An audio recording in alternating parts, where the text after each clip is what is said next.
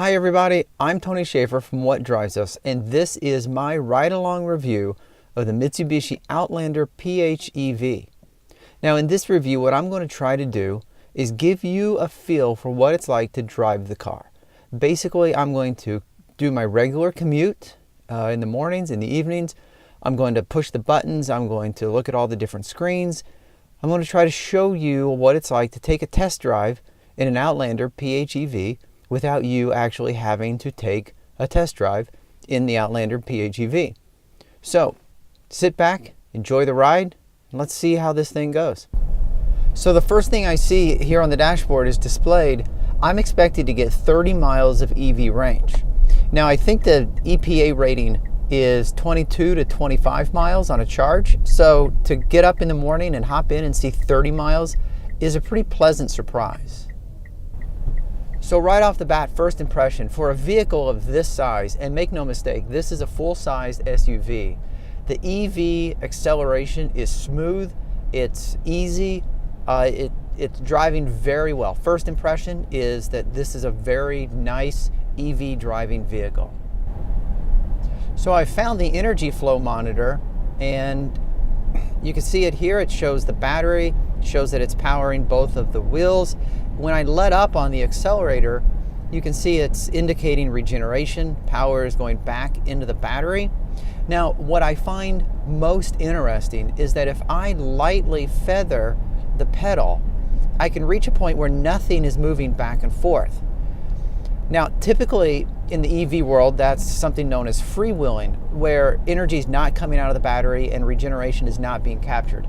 I'm not exactly sure if that's what the Outlander is doing right here, or if it's just a display sort of quirk, but I will say that freewheeling is something that is actually sought after in the EV world because it allows you to keep rolling without slowing down due to regeneration or using energy out of the battery.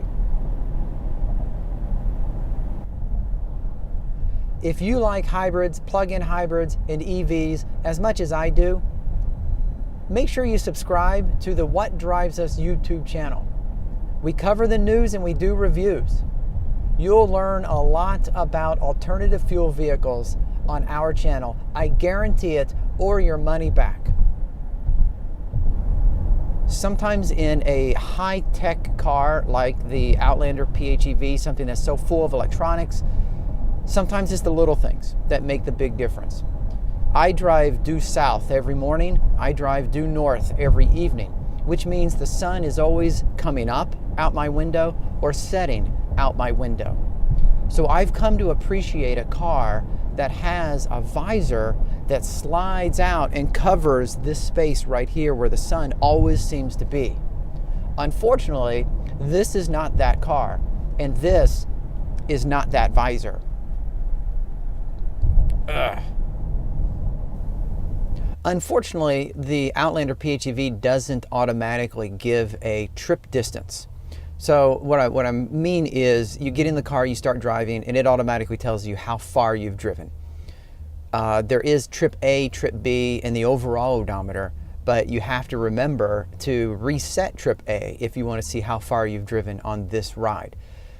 So I'm going to have to wait until I get to work, which I know is 24 miles, to see how much range I have left. And that's why I'm bringing this up, because I'm at a red light. What I wanted to do was tell you I've driven this many miles and I'm expected to get this many more. But unfortunately, I can't see how many miles I've driven so far. Just one little thing, and I know that's not for everyone, but every once in a while I do like to see how far I've driven and look at how much my range is left, so I know whether or not I'm going to make it in full EV. That's it. From time to time, I might point out that a little piece of information, EV, something is missing, that there's a little nugget that I'm looking for, but I can't find it. And perhaps I'm just a spoiled little nerd, accustomed to driving a plug-in that gives me almost all the information I could ever wish for, sometimes like all at once. And I don't want you to think that I'm, trash talking the Outlander PHEV because it doesn't show the information. To the contrary, Mitsubishi might be not showing that information on purpose in order to just demystify, if you will, the entire EV aspect of the car. By not putting all the EV information in your face all at once, Mitsubishi might be taking the stance, it's a car, you just drive it. You happen to plug it in every once in a while. You plug it in at night, maybe at home, plug it in maybe at work or whatever. You drive it until the battery runs out and then the engine kicks in. That's it, don't worry about it. Maybe that's the stance they're taking. And if it is, then that's a very interesting stance, because a lot of cars to this point have focused on the EV and have really tried to put that in your face.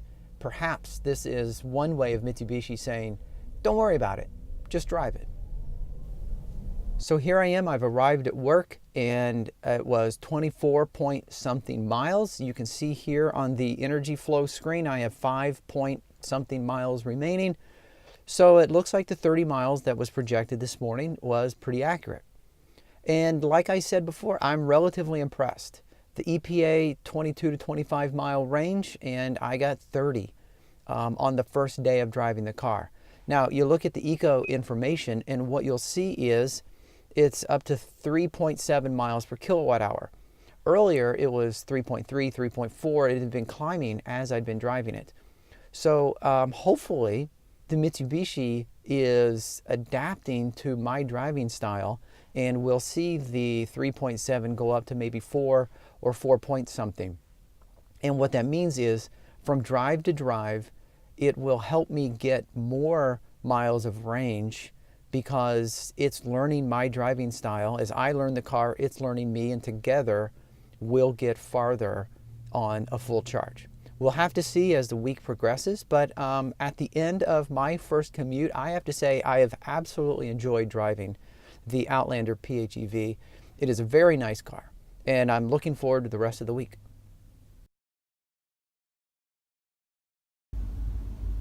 One of the biggest gripes of hybrids and plug-ins is the transition from electric to internal combustion engine. Throughout my drive so far, the Outlander has transitioned from electric to internal combustion engine multiple times. And I gotta tell you, the first few times, I didn't even know what happened. It wasn't until the third or fourth time that I actually noticed it. I switched over to the energy flow monitor and saw that the engine was running. So kudos to Mitsubishi. The transition was so smooth, I wasn't even aware that it was happening. And I drive hybrids and plug-ins on a regular basis. I usually pick up on these things. This car is so silky smooth in the transition. Like I said, it's usually one of the biggest complaints of drivers, but in this case, it's imperceptible. Of course, I noticed right off the bat the Rockford Fosgate stereo system, so at some point I'm going to have to turn on the satellite radio and really rock out and see how well the stereo works. You can see right on the display here that I'm parked at the electric spot. I love the bird's eye view perspective. I also love that the yellow lines move as you turn the wheel. A lot of cars don't do that. And I might be a little weird in that I really appreciate the angle of the curve, knowing that this is exactly where the car is going to go. But for me, this is a really big deal. Pointing out not only where the back wheels are going to turn, but also how the vehicle is going to swing out. I think that's really great. So kudos Mitsubishi. I like that display. I like that view. The Outlander has lane departure warning.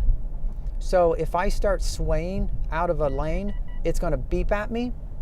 Now, this is lane departure warning. It's not lane departure assist. And the difference is it beeps to let you know that you're wandering outside the lane, but it does not at any time help nudge you back into the lane. Just want to make sure that you understand it's lane departure warning, not lane departure assist.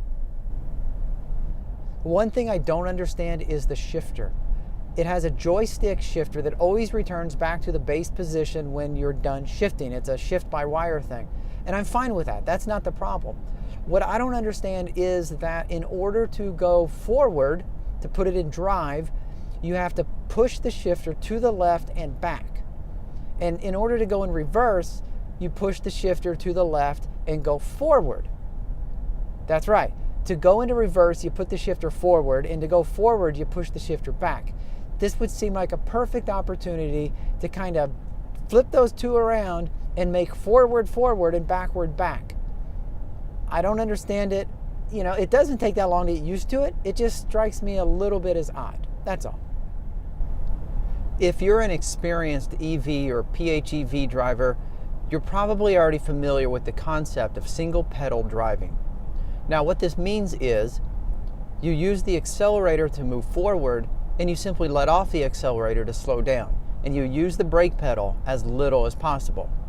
Now, in a battery-powered car, this is made possible by using the car's regenerative braking to slow the car down. Now, there are times, of course, you have to come to a complete stop and your actual physical braking is necessary, but when maintaining speed and momentum, single pedal braking is a very great thing to use to improve the efficiency of the car and make the general driving easier. Now, the reason I bring this up is that Mitsubishi makes single pedal driving a lot easier and actually more intuitive to the driver. You see, at first I thought it was really weird that the Outlander PHEV would have paddle shifters. There's a paddle on the right and a paddle on the left. The one on the right is marked plus with an off. The one on the left has a minus sign. So I did what came natural, which is I pumped the paddles. Nothing in particular happened. The car didn't seem to shift, but on the dash it displayed B1, B2, B3, B4, B5. Again, nothing happened until I let off the accelerator. And that's when I realized that the paddles allow you to adjust the strength of the Outlander's regenerative braking. Now, what this allows you to do is control your one pedal driving. Some cars have a single button that you can press for stronger regen or weaker regen. This is the first car I've seen where I have 5 levels of active regeneration. I've been playing around with it during this morning's drive, and I have to tell you, as an experienced EV driver, it is really a neat thing that they've implemented. And I think that once you get accustomed to it, and once you've experienced one pedal driving and you know why it's a thing and how to do it, you will really appreciate the ability to dial in the level of regeneration in the Outlander. I've had the Outlander PHEV for a few days now, and honestly, I'm starting to run out of things to call out. I mean, there's only so many times I can say the seats are comfortable, the dashboard, it looks really nice, the ride is great, the transition from EV to internal combustion engine is relatively imperceptible. Yeah, I mean, when you have a vehicle that drives and rides and feels this nice, you very quickly run out of things to point out because you just end up enjoying the drive. I honestly did not expect to enjoy driving an SUV of this size this much. I'm not an SUV driver, I'm a small car driver. So I was a little concerned about having a vehicle of this size. It doesn't feel large when I'm driving it. It drives very comfortably, it handles very well. It doesn't feel like I'm driving a boat or something. Yeah, long story short, after all that is I really do enjoy driving this car. So I have to run some errands. Here I am in the parking lot, and as I roll into the spot, I can turn on the camera that can show me exactly how I'm centered in the spot. So here I am coming up right up to the yellow line here, and there we go.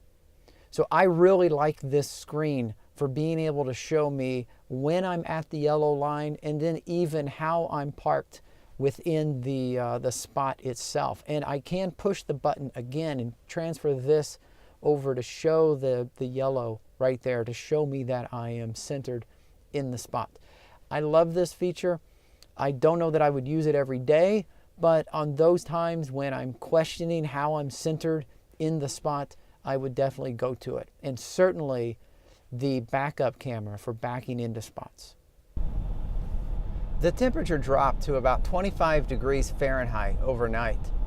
So when I got in this morning, the heater came on which caused the engine to turn on. And that's okay. Once the cabin got up to temperature, the engine kicked off again. Okay, no big deal. It did give me an opportunity to use the heated seats and the heated steering wheel. It's very nice to have those two little touches on those cold mornings.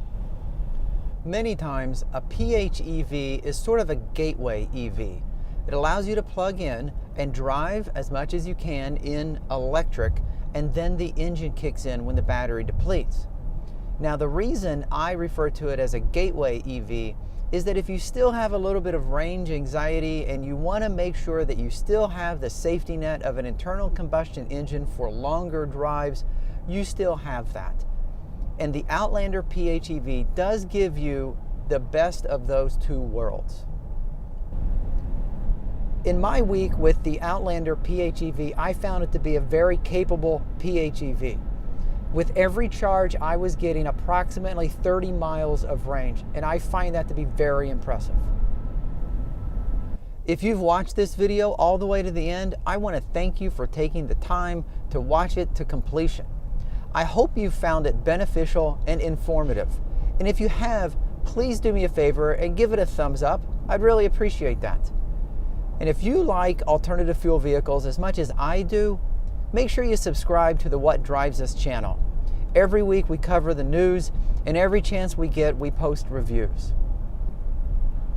Thanks again. I'm Tony Schaefer, and this is my ride-along review of the Mitsubishi Outlander PHEV.